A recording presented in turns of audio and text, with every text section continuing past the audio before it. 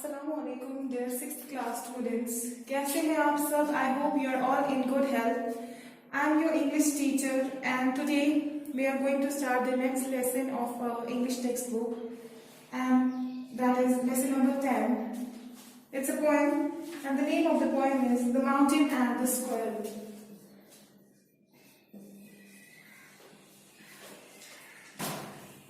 The mountain and the squirrel.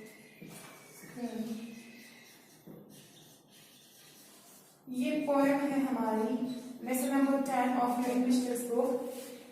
ये जो poem है इसमें हम पढ़ने वाले हैं about a mountain and a squirrel. Mountain तो आपको पता ही होगा, पहाड़, एंड स्क्विरल हम बोलते हैं गिलहरी को, जो कि एक एनिमल है। तो इस लेसन में हम क्या पढ़ेंगे? इस लेसन में हम पढ़ने वाले हैं कि इनके बीच कैसे एक छोटी सी फाइट होती है, एक क्वारल होती है, एंड कैसे जो है माउंटेन जो है वो अपनी बढ़ाई बयान करने लगता है, किससे? स्क्विरल से। उसको जताने लगता है कि वो ज्यादा इंपॉर्टेंट है एज कंपेयर टू स्क्विरल। लेकिन फिर हमें इसके बाद स्क्विरल का पार्ट पढ़ना है कि वो कैसे माउंटेन को इस चीज का एहसास दिलाती है कि she two is an important part of the world. ठीक है, वो भी दुनिया के लिए जरूरी है, उसका भी कुछ वजूद है इस दुनिया में। और इस पॉइंट में हमें इस चीज के बारे में पढ़ना है कि हर कोई इंसान जो इस दुनिया में है, whether it's a thing, it's an animal, it's a person, हर किसी चीज का अपना वैल्यू है। ठीक, कोई भी किसी से सुपीरियर नहीं है, चाहे कोई बड़े से बड़ा चीज, बड़े से बड़ा शख्स क्यों ना हो, उसका भी अपनी जगह एक वैल्यू है। एंड दुनिया की छोटी से छोटी चीज जो है उसका भी कहीं ना कहीं अपना वैल्यू है। ठीक है, इट इज जस्ट कि दुनिया में कोई चीज बेकार नहीं है। तो इस चीज के बारे में हमें इस पोएम में पढ़ना है। Now let us read the poem verse by verse ताकि आपको पूरा आइडिया मिल जाए। The mountain and the squirrel had a quarrel, and the former called the latter little prig. But replied, "You are doubtless very big, but all sorts of things and weather must be taken in together to make up a year and a sphere." तो ये जो start हो रही है हमारी poem, इसमें पहले जिक्र हो रहा है माउंटेन एंड स्क्विरल का।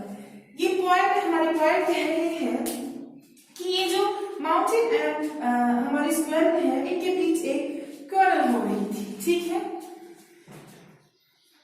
क्वारल मीन्स फाइट, लड़ाई, झगड़ा। ठीक है, इनके बीच एक फाइट हो रही थी और इसी फाइट में क्या हुआ, ये जो माउंटेन है इसने स्क्विरल से कहा that you are a little prig. ठीक है, प्रिग का मतलब क्या होता है? You are a little prig. Little prig बुलाया गया स्क्विरल को, किसने बुलाया? माउंटेन। तो प्रिग जो है वो एक ऐसे इंसान को कह सकते हैं जो हमेशा अपने आप को क्या मतलब सुपीरियर साबित करना चाहता है। ठीक है, जो हमेशा अपनी बड़ाई बयान करता है, जिसको लगता है कि उसका जो बिहेवियर है वो बाकियों से सुपीरियर है, बढ़कर है। तो सेम वो इसको one who finds himself, yeah, we can say itself, ठीक है, superior to others, यानी कि खुद को बाकियों से बढ़कर समझना। That's what prig means। ठीक है, now इस पॉइंट में क्या है कि जो हमारा माउंटेन है ये बोलता है स्क्विरल को कि आप प्रिग हो। ठीक है, एंड देन जो बर्न यहाँ पे रेफर किया गया है स्क्विरल को ही बर्न बोला गया है इस पॉइंट में। तो इस बात पे स्क्विरल क्या जवाब देती है? वो कहती है कि हाँ, आप सही कह रहे हो, आप सबसे मतलब वो कहेंगे इसको कि मुझे पता है कि आप जो हो, इसमें कोई शक नहीं है इस बात में कि आप बहुत बड़े मतलब थिंग हो। ठीक है, आप बहुत बड़ी चीज हो, आप बहुत बड़े हो, लेकिन all sorts of things and weather must be taken in together to make up a year। इसका मतलब क्या है?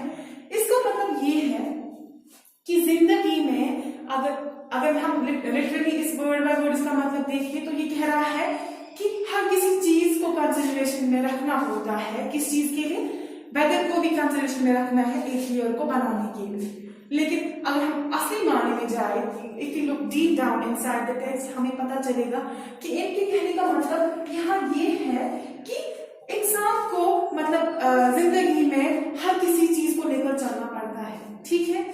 अगर हम जिंदगी जी रहे हैं तो हमें सिर्फ एक पहलू पे गौर नहीं करना है, हमें हर एक चीज को बराबर इक्वल इंपॉर्टेंस देनी है। लाइक इफ वी से दुनिया में हम जी रहे हैं, हमें गुड एंड बैड थिंग्स दोनों को एक साथ लेकर चलना है। ठीक, हमारी जिंदगी में जो अच्छी चीजें हो रही है वो भी हमें लेकर चलना है, जो हमारी जिंदगी में बुरी चीजें हो रही है हमें वो सब चीजें लेकर भी चलना है। This what it is said in the point that all sorts of things and weather must be taken in together। मतलब कि जिंदगी में अच्छाई और बुराई दोनों चीजों को साथ लेकर चलना होता है, तब जाके हम बोल सकते हैं कि हमारी जिंदगी a kind of complete है। ठीक है, हमारी जिंदगी जो है वो kind of complete है।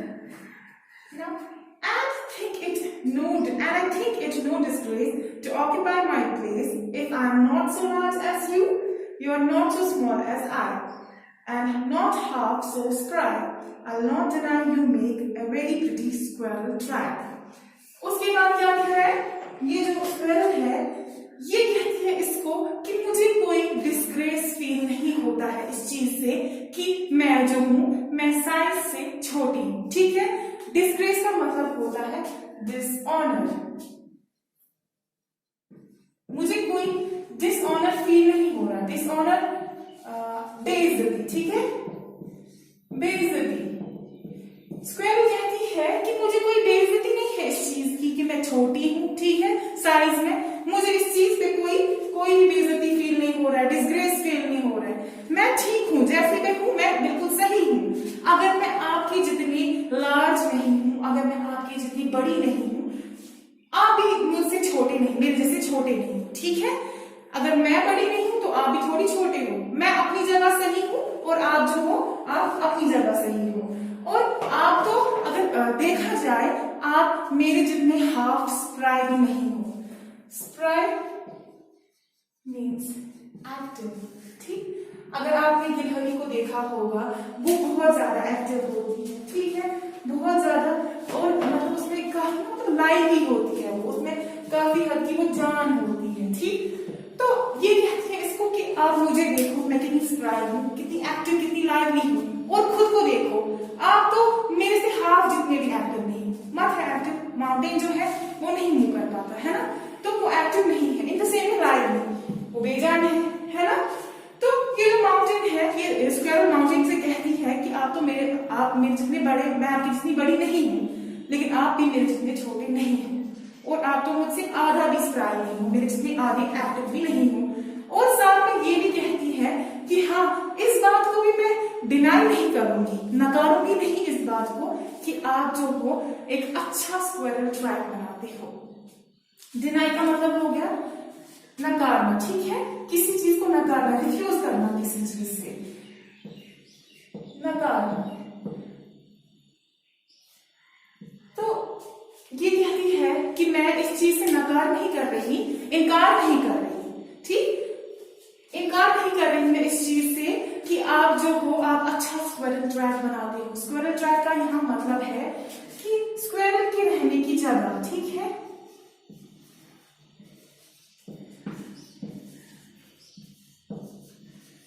और क्या है स्क्वेरल के रहने की जगह, वो है यही माउंटेन। ठीक है,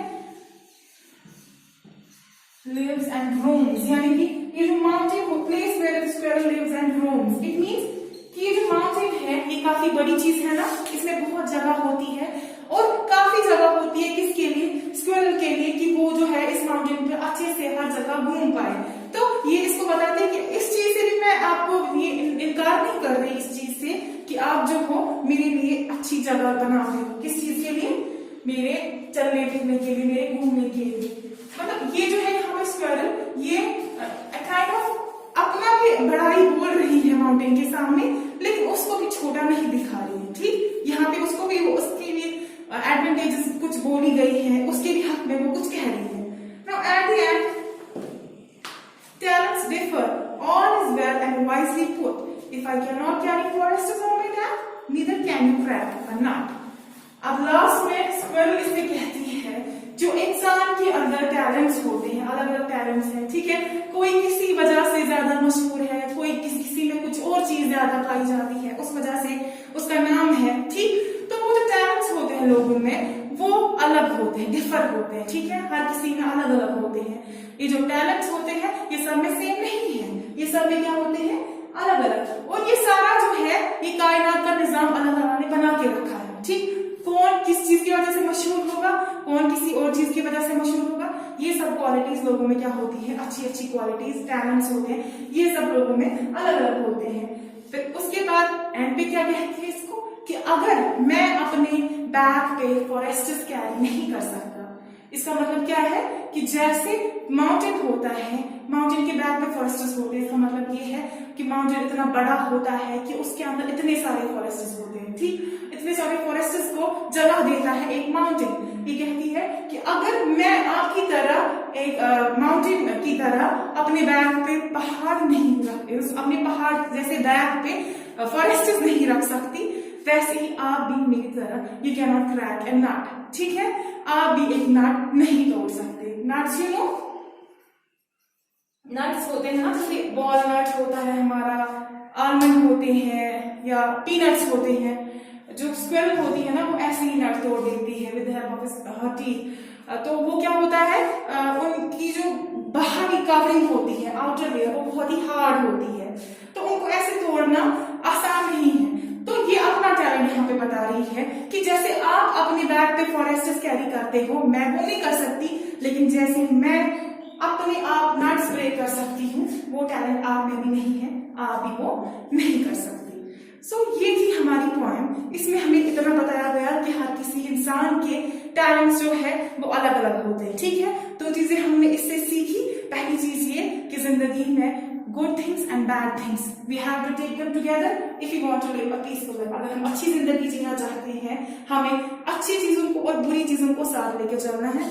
और दूसरी चीज हमने ये सीखी कि टैलेंट जो है हर किसी लोग में अपना अपना टैलेंट होता है, ठीक। कोई ऐसा टैलेंट जो आप में है वो मुझ में नहीं होगा, या कोई ऐसा टैलेंट जो मुझ में है वो आप में नहीं होगा, लेकिन अपनी अपनी जगह हम दोनों में क्या है, हम सब में एक टैलेंट होता है।